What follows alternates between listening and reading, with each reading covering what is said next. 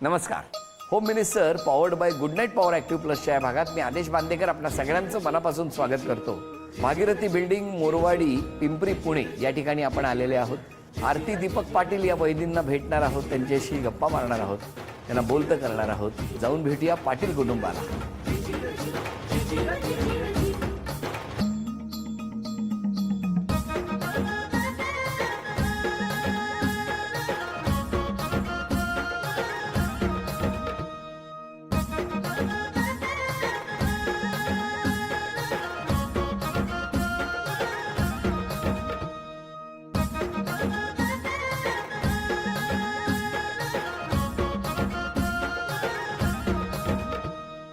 नमस्कार. नमस्कार. नमस्कार.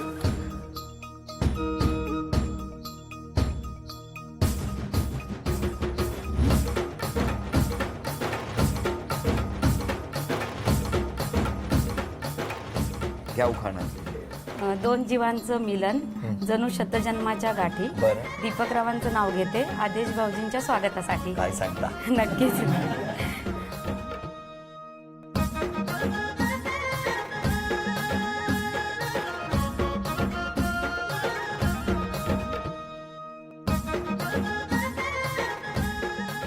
द्या ओळख करून सगळ्यांची. हे माझे मिस्टर नमस्कार. दीपक पाटील. हे माझे सासरे. नमस्कार. ह्या सासूबाई. नमस्कार. ती आई. नमस्कार. हे वडील. हो ही बहीण. हो भाऊ. ते दाजी आहेत, ताईचे मिस्टर. ते दोघं जण भाचे आहेत. हो हो. नमस्कार. हे माझे बिल्डिंग मधले फ्रेंड्स नमस्कार. आहेत. ते आमच्या वहिनी. नमस्कार. हे जावेचा मुलगा. हा माझा मुलगा आदित्य. हो हो हो. हॅलो का. असू द्या असू द्या. तो बहिणीचा मुलगा. तो पण नमस्कार. बहिणीचा मुलगा. आणि जेवढे घरात आहेत तेवढेच बाहेर आहेत. बाहेर पण आहेत, सोसायटीतले नमस्कार. सगळे आलेले आहेत. चला सुरुवात करूया आजच्या गप्पांना. नमस्कार. नमस्कार. नमस्कार. कुठलं बालपण? कर्वेनगर, पुण्यातलंच. तुमचं बालपण? कोल्हापूर जिल्हा चंदगड तालुक्यामध्ये तुडी गाव. कसं गेलं बालपण? चांगलं होतं. म्हणजे ॲज कम्पेअर टू आत्ता जर म्हटलं तर त्यापेक्षा कितीतरी फार चांगल्या पटीनं म्हणजे तुमचं म्हणणं आहे लग्नानंतर पेक्षा बालपण चांगलं होतं. नाही लग्नानंतर नाही, जी लाईफ खेडेगावामध्ये जगली ती आणि आत्ता जी काही जगतो आहे फार फरक आहे. तुमच्याकडे? माझे अगदी मस्तच झालं बालपण. लहानपणापासून मी आगाव आणि बडबडी, त्यामुळे ते तसंच छान गेलं. पण आज एकदम गप्प गप्प आहेत. खूप दिवस रात्रभर झोप आली नाही, तुम्ही येणार ना म्हणून एक्साइटमेंटमध्ये. थोडा वेळ पडताय का? नाही थोडं खूप दिवसाचं नंबर लावला होता ना, SMS पाठवला होता. मग काल परवा अचानक मॅडमचा फोन आला आणि अगदी आम्ही नवीन घर त्याच्यामध्ये आमचं. कशी झाली ओळख तुमची?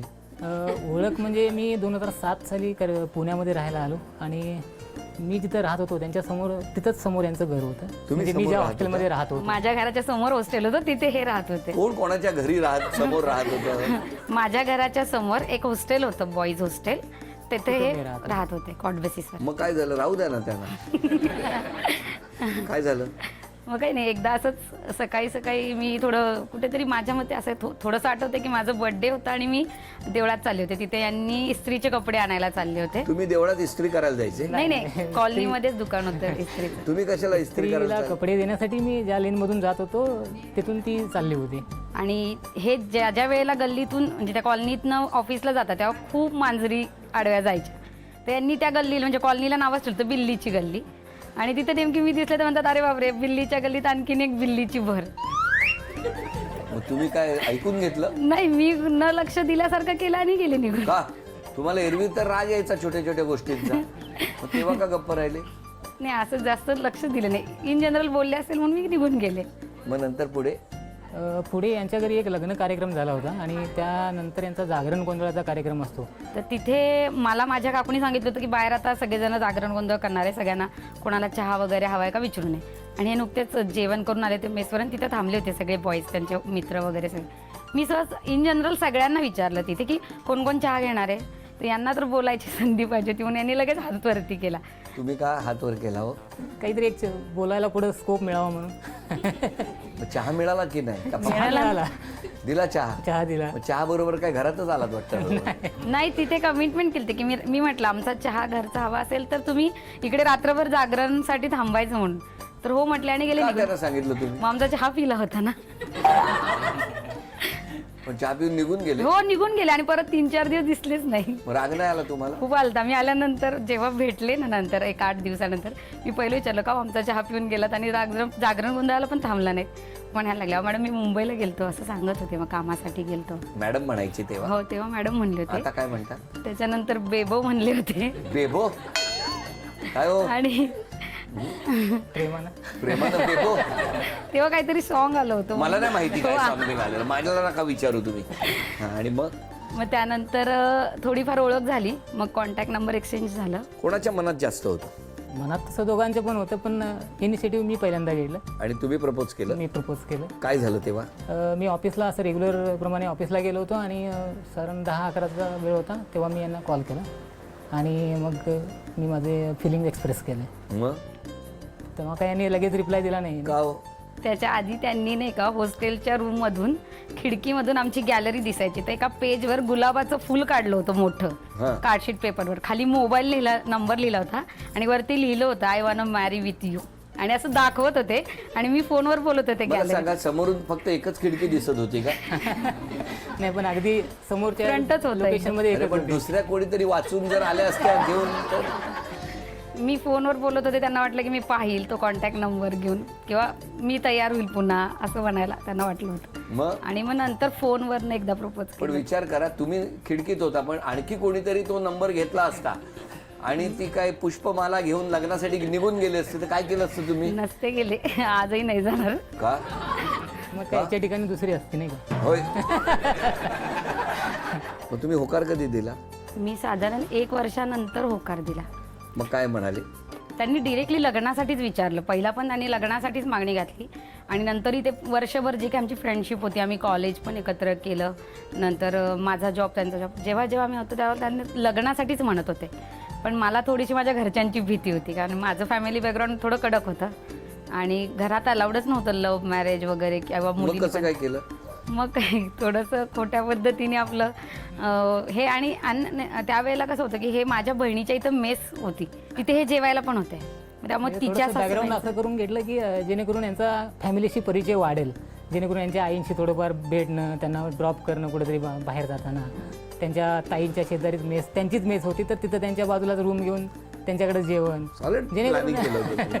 हळूहळू घुसलेच होते घरात. अचानक ऍक्च्युली आणि मग घरी कळल्यावर काय झालं? नाही, घरी कळलंच नव्हतं, कधीच कळलं नाही, कारण की मी पण खूप घाबरायचे आणि ते पण खूप घाबरायचे. आणि माझं स्वतःचं मत असं होतं की आई वडिलांना दुखून कुठलीच गोष्ट नाही करायची, कारण की वडील पण थोडे असे खूप इमोशनल आहेत माझ्या बाबतीत, म्हणून कधी नाहीच म्हटलेलं नाही. म्हटलं मग विचार केला आधी शांतपणे काय करायचं. ज्या दिवशी लास्ट मुमेंट आली की आपल्याला घरात लग्नाचा, तर खूपच बाहेर स्थळं वगैरे पाहणं चालू झालं, एखादं स्थळ तर फिक्सही करायला लागलेले.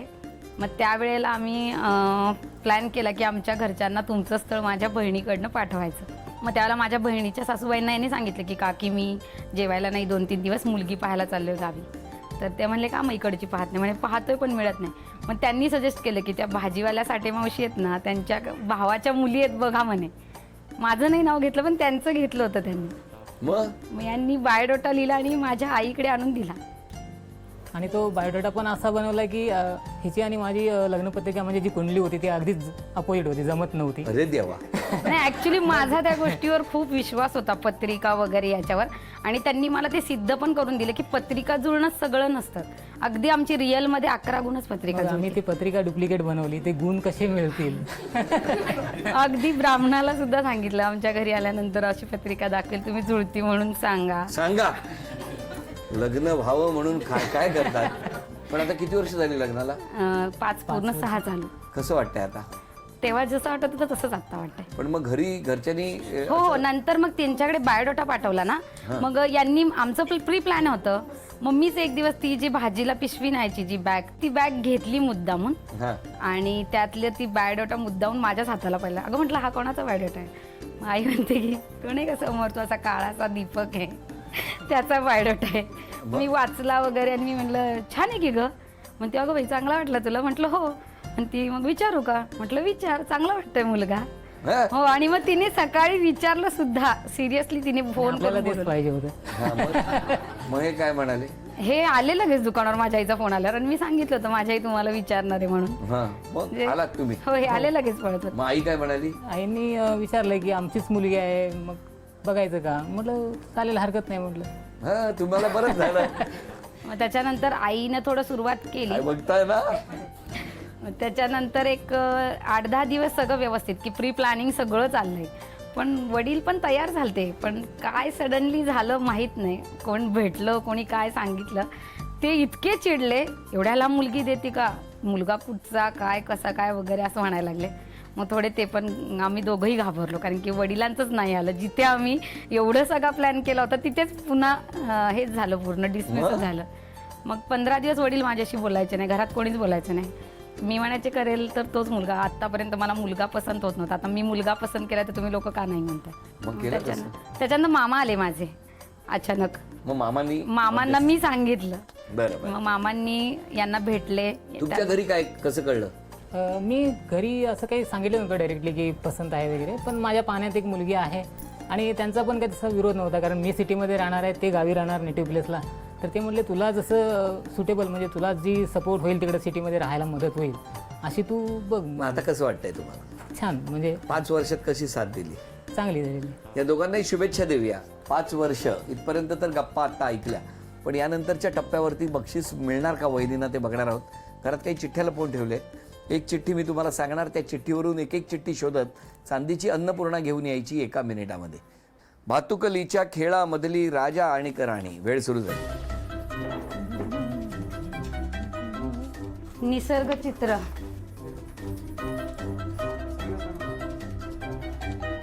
20 सेकंद झाली, 40 सेकंद राहिली. सगळे सांगू शकतात. आपल्या घरातला बाळकृष्ण.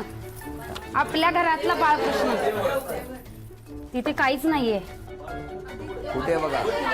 इकडे इकडे फोटो. तुम्ही नाही इकडे सरक 1 मिनिट. इथे आहे. 20 सेकंद राहिली.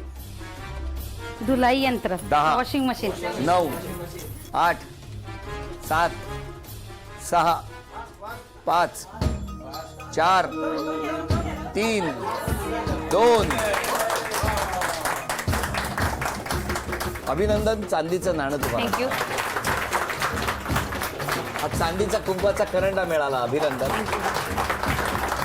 चांदीची तुळस मिळाली. अभिनंदन. थँक्यू.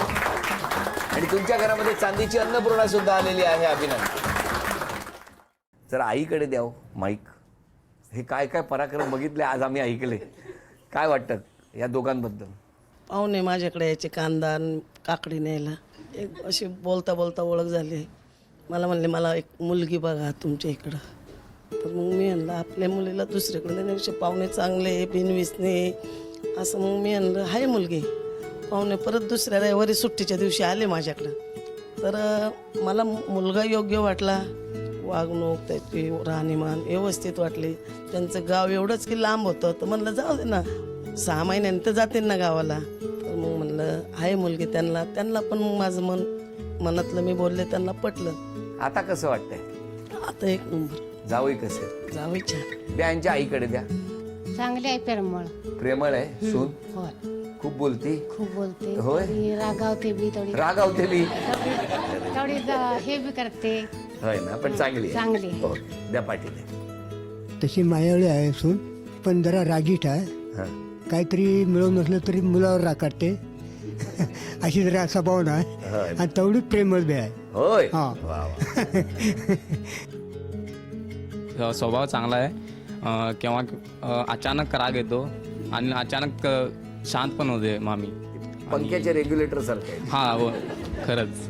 आणि मामा पहिल्यापासूनच शांत स्वभाव आहे, पण आता पुण्यामध्ये आल्यानंतर जरा हवामध्ये फरक झाल्यानंतर आता थोडा रागीट स्वभाव आहे. होय. म्हणजे थोडं लगेच राग येते. बरं, मला तुम्हाला विचारायचं आहे. सगळे बोलतायत, किती बोलले तरी कमीच आहे. कसं वाटतंय? खूप छान वाटतंय. आता हे बक्षीस मिळवून देतात का मला बघायचं. आता एक उशी गाणं सुरू झाल्यानंतर इकडे फिरणार आहे सगळीकडे. प्रत्येकीने पुढे पुढे द्यायची. गाणं थांबेल तेव्हा उशी ज्यांच्याकडे असेल त्यांना एक टास्क असणार, एक आव्हान आहे. ते जर पूर्ण केलं तर बक्षीस तुम्हाला मिळणार. गाणं.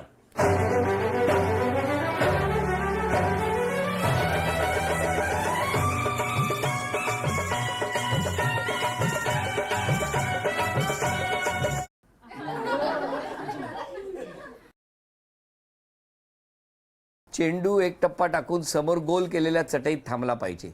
10 संधी पैकी 5 गुणसंख्या जर मिळवली तर यांना बक्षीस मिळणार. तुमची वेळ सुरू झाली आता.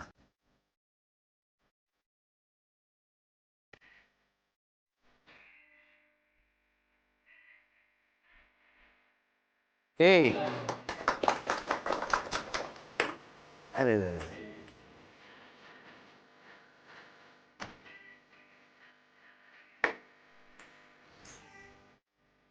चला पहिलं बक्षीस गेलं. म्युझिक.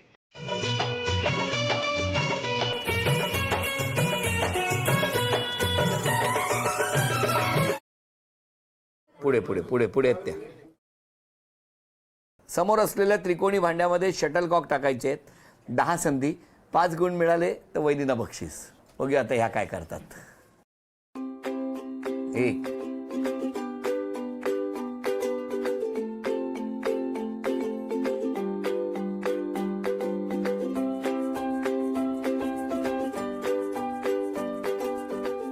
2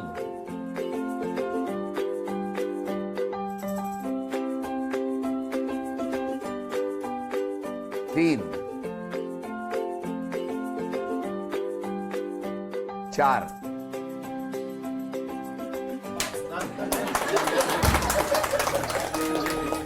अभिनंदन. झी मराठीकडून ही भेटवस्तू तुमच्यासाठी. म्युझिक.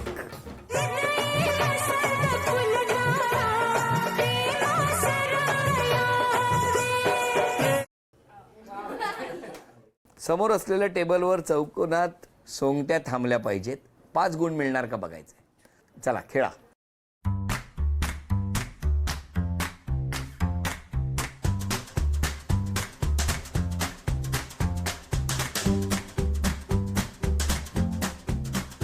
नाही, अजून एकही नाही थांबली आहे.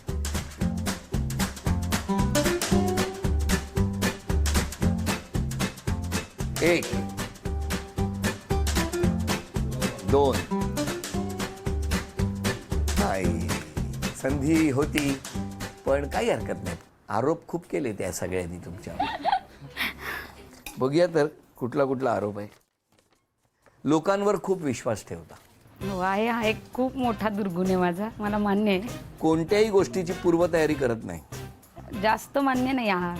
सगळ्यांना पळापळ करायला लावता. खरंय. शेजाऱ्यांवर खूप रागावता. अजून शेजारीच कोणी नाही आलेलं. नाही आलंय? म्हणून डेअरिंगच करत नाही यायची. किती दहशत पसरली. छोट्या छोट्या गोष्टीवरून चिडता. चिडते ते तो खरं आहे खरं आहे. रागावणं हाच जरा एक कॉमन विषय दिसतोय. काय वाटतं तुमचं? काय म्हणणं आहे? मला खोटं सहन होत नाही. आणि हे सगळे खोटं करतात. नाही नाही नाही नाही. एखाद्या वेळेला जर असं वाटलं, म्हणजे जिथे जिथे बडबड केली असेल ना, तिथे जर कोणी खोटं बोलतंय किंवा माझं चुकलेलं नाही हे मला सिद्ध करायचं असतं, त्यावेळेला मी बडबड पण करते आणि रागवते आणि एक्सप्लेनेशन डबल वेळात देते. हे मला मान्य आहे. तुम्ही सांगा, स्वतःमध्ये बदल करायचा असेल तर कुठला करणार? आजपासून थोडं शांत होईल, बडबड कमी करेल आणि थोडा राग पण कमी करेल. आणि आवडेल असं बाहेरचं झालं पण तर. खायचं थोडं कमी करायला पाहिजे. वहिनी, क्षमा मागायची तर कोणाची? सगळ्यांचीच मागेल. आई वडिलांची, सासू सासऱ्यांची, सगळ्या.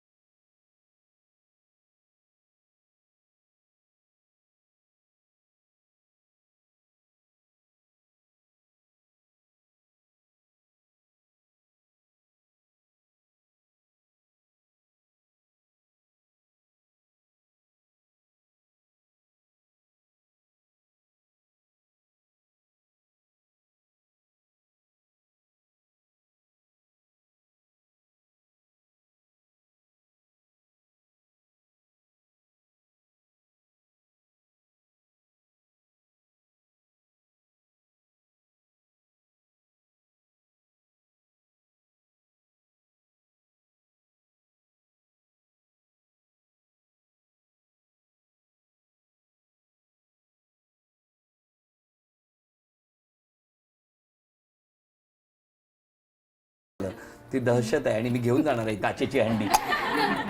नाही तर यांचं काही खरं नाही. हसत राहा, आनंदात राहा असं म्हणत आता क्षण आलाय सन्मानाचा. झी मराठीकडून ही भेटवस्तू तुमच्यासाठी. वहिनींना तथास्तु पुणे यांच्याकडून मिळते आहे पैठणी. अभिनंदन.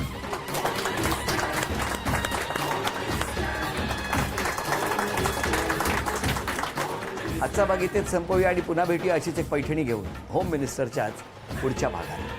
नमस्कार.